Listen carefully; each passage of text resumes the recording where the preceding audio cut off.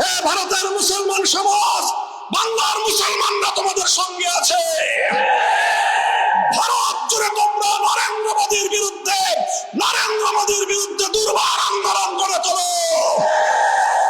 আমরা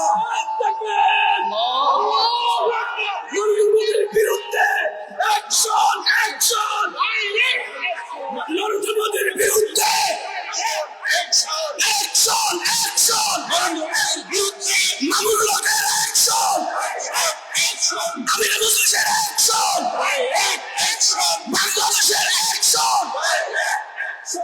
কাজেই আমি বলতে চাই, ভারতের মুসলমানরা যে কোনো কর্মসূচি ঘোষণা করবে, বাংলাদেশের মুসলমানরা তাদের পাশে থাকবে ইনশাআল্লাহ। প্রয়োজনে বাংলাদেশের সীমান্তবর্তী অঞ্চলগুলোতে ভারতের মুসলমানরা যদি নরেন্দ্র মোদীর বিরুদ্ধে কোনো কার্যক্রম গ্রহণ করে, বাংলাদেশের মুসলমানরা সীমান্তবর্তী এলাকাগুলোতে ভারত বিরোধী প্রতিবাদী কর্মসূচি পালন করবে ইনশাআল্লাহ। যদি প্রয়োজন মনে করি, আর এরপরেও যদি ভারতের মুসলমানদের নিধন বন্ধ না করা হয়, ভারতীয় মুসলমানদের স্বার্থের উপর একের পর এক আঘাত হানার সাম্প্রদায়িক এই কালো নীতি যদি ভারত সরকার পরিহার না করে, বাংলাদেশের মুসলমানরা ভারতের বিরুদ্ধে গোটা উপমহাদেশ ব্যাপী ঐক্যবদ্ধ সংগ্রামের ডাক দেবে ইনশাআল্লাহ। আপনারা ভারতের মুসলমানদের অধিকার আদায়ের জন্য ভারতের 40 কোটি মুসলমানদের প্রতি সংহতি প্রকাশ করার জন্য বিশ্ব মানবতা রাজপথে নেমে আসা দরকার। ঠিক একইভাবে আমরা বলতে চাই, সারা দুনিয়ার মুসলমানদের এবং মানবতাবাদী জনগণের চেয়েও বাংলাদেশের মুসলমানদের, বাংলাদেশের জনগণের দায়িত্ব অনেক বেশি। কারণ বাংলাদেশের মানুষ, বাংলাদেশ ভারতের প্রতিবেশী রাষ্ট্র। প্রতিবেশীর বাড়িতে যদি আগুন ধরে, অন্যান্য মানুষ আসার আগে প্রতিবেশীকে সর্বপ্রথম সে আগুন নেভানোর জন্য এগিয়ে আসা তার নৈতিক দায়িত্ব হয়ে দাঁড়ায়।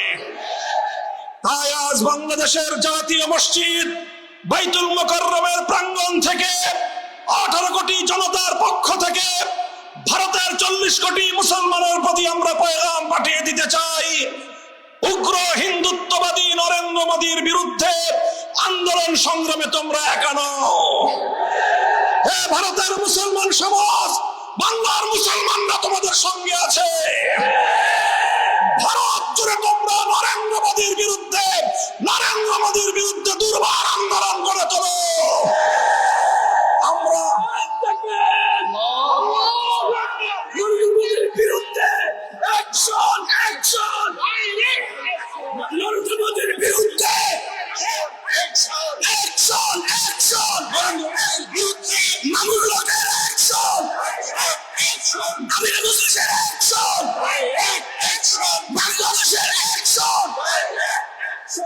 কাজেই আমি বলতে চাই, ভারতের মুসলমানরা যে কোনো কর্মসূচি ঘোষণা করবে, বাংলাদেশের মুসলমানরা তাদের পাশে থাকবে ইনশাআল্লাহ।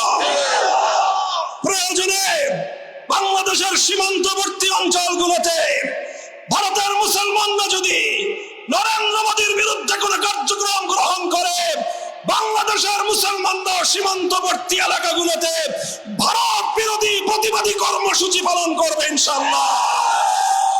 যদি প্রয়োজন মনে করি, আর এরপরেও যদি ভারতের মুসলমানদের নিধন বন্ধ না করা হয়, ভারতীয় মুসলমানদের স্বার্থের উপর একের পর এক আঘাত হানার সাম্প্রদায়িক এই কালো নীতি যদি ভারত সরকার পরিহার না করে, বাংলাদেশের মুসলমানরা ভারতের বিরুদ্ধে গোটা উপমহাদেশ ব্যাপী ঐক্যবদ্ধ সংগ্রামের ডাক দেবে ইনশাআল্লাহ।